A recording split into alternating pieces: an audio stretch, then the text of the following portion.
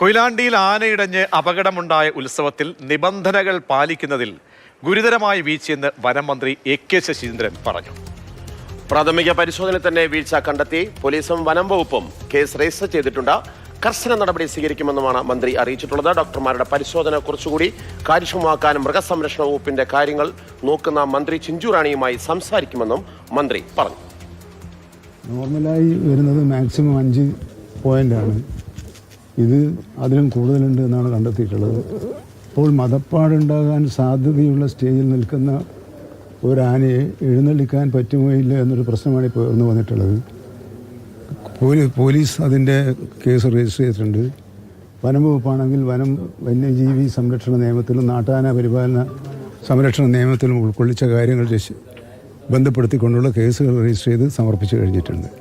കർശനമായ നിലപാടുകൾ ഈ കാര്യത്തിൽ സ്വീകരിക്കും. അപ്പോൾ ഡോക്ടർമാരുടെ പരിശോധന കുറച്ചുകൂടി കാര്യക്ഷമമാക്കേണ്ടതിനെക്കുറിച്ചുള്ള നിർദ്ദേശങ്ങൾ നൽകേണ്ടി വരും. അത് വെറ്ററിനറി ഡോക്ടർമാർക്കാണ് ആ നിർദ്ദേശം നൽകേണ്ടത്.